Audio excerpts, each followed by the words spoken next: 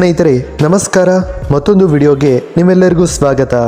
90ರ ದಶಕದಲ್ಲಿ ಭಾರತದ ರಸ್ತೆಗಳ ಮೇಲೆ ಅತ್ಯಂತ ಪ್ರಖ್ಯಾತ ಬೈಕ್ ಆಗಿದ್ದ ಯಮಹಾ RX100 ಮತ್ತೆ ಮಾರುಕಟ್ಟೆಗೆ ಬರಲು ಸಜ್ಜಾಗಿದೆ.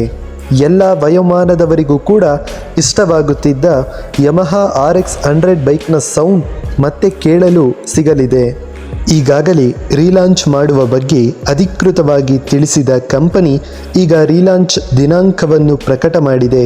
ಇದರ ನಡುವೆ ಬೈಕ್ನ ಬೆಲೆ ಎಷ್ಟಿರಬಹುದು ಎನ್ನುವ ಅಂದಾಜನ್ನು ಕೂಡ ನೀಡಲಾಗಿದೆ. ಈ ಮೋಟಾರ್ ಸೈಕಲ್ ಅನ್ನು 1 ವರ್ಷದ ಹಿಂದೆ ಭಾರತೀಯ ಮಾರುಕಟ್ಟೆಯಲ್ಲಿ ನಿಲ್ಲಿಸಲಾಗಿತ್ತು. ಆದರೆ ಈಗ ಕಂಪನಿಯು ಸುಧಾರಿತ ವೈಶಿಷ್ಟ್ಯಗಳೊಂದಿಗೆ ಭಾರತೀಯ ಮಾರುಕಟ್ಟೆಯಲ್ಲಿ ಇದನ್ನು ಮತ್ತೆ ಪ್ರಾರಂಭಿಸಲು ಸಿದ್ಧವಾಗಿದೆ. ಇದರ ಬೆಲೆ ಮತ್ತು ಎಲ್ಲ ವೈಶಿಷ್ಟ್ಯಗಳನ್ನು ಸಹ ಬಹಿರಂಗಪಡಿಸಲಾಗಿದೆ. ಇದರಲ್ಲಿ ನಾವು ಅತ್ಯಂತ ಶಕ್ತಿಶಾಲಿ ಇಂಜಿನ್ ಮತ್ತು ಸಾಕಷ್ಟು ಮೈಲೇಜನ್ನು ನೋಡಲಿದ್ದೇವೆ. ಯಮಹಾ RX100 ಬೈಕ್ಗೆ ಸಂಬಂಧಿಸಿದ ಸಂಪೂರ್ಣ ಮಾಹಿತಿ ಈಗ ಈ ಒಂದು ವಿಡಿಯೋದಲ್ಲಿ ಕಂಪ್ಲೀಟ್ ಆಗಿ ತಿಳಿದುಕೊಳ್ಳೋಣ ಬನ್ನಿ.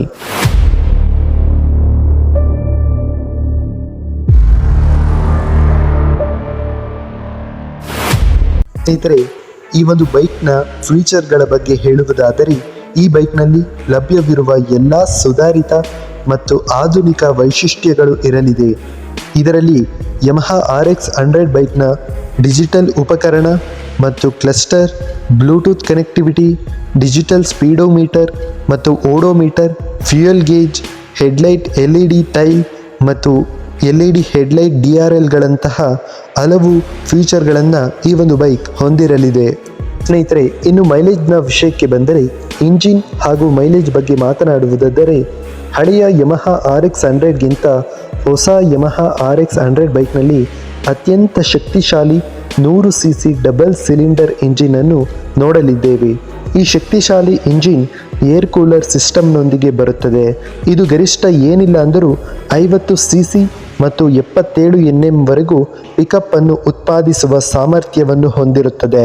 ಮೈಲೇಜ್ ಬಗ್ಗೆ ಮಾತನಾಡುವುದಾದರೆ, ನಂತರ ಅವು ಪ್ರತಿ ಲೀಟರ್ಗೂ ಸುಮಾರು ಏನಿಲ್ಲ ಅಂದರೂ 80 ಕಿಲೋಮೀಟರ್ ವರೆಗೂ ಮೈಲೇಜನ್ನು ನೀಡಲಿದೆ. RX100 ಬೈಕ್ ಇನ್ನೂ ಭಾರತೀಯ ಮಾರುಕಟ್ಟೆಯಲ್ಲಿ ಬಿಡುಗಡೆಯಾಗಿಲ್ಲ. ಜನವರಿ 14ರಂದು ಸಂಕ್ರಾಂತಿ ಸಂದರ್ಭದಲ್ಲಿ ಇದನ್ನು ಮಾರುಕಟ್ಟೆಗೆ ಬಿಡುಗಡೆ ಮಾಡಲಾಗುತ್ತದೆ ಎಂದು ಕಂಪನಿ ಅಧಿಕೃತವಾಗಿ ತಿಳಿಸಿದೆ. ಬೆಲೆಯ ಬಗ್ಗೆ ಅಧಿಕೃತವಾಗಿ ಯಾವುದೇ ಮಾಹಿತಿ ಇನ್ನೂ ಕೂಡ ಬಂದಿಲ್ಲ. ಆದರೆ ಈ ಬೈಕನ್ನು ಭಾರತೀಯ ಮಾರುಕಟ್ಟೆಯಲ್ಲಿ 1.25 ಲಕ್ಷದಿಂದ ಪ್ರಾರಂಭಿಸಿ 1.50 ಲಕ್ಷದವರೆಗೂ ಬೆಲೆಯಲ್ಲಿ ರಿಲೀಸ್ ಮಾಡಬಹುದು ಎನ್ನಲಾಗಿದೆ.